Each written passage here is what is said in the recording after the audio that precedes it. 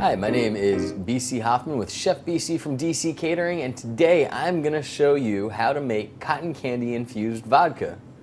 Super simple, that's all it's about.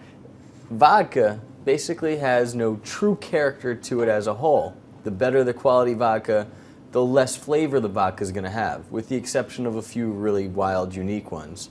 So it picks up the flavors of whatever it's with.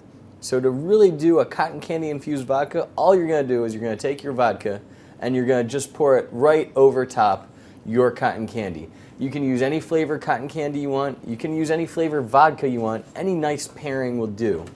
Stir that around and you will have a cotton candy infused adult beverage.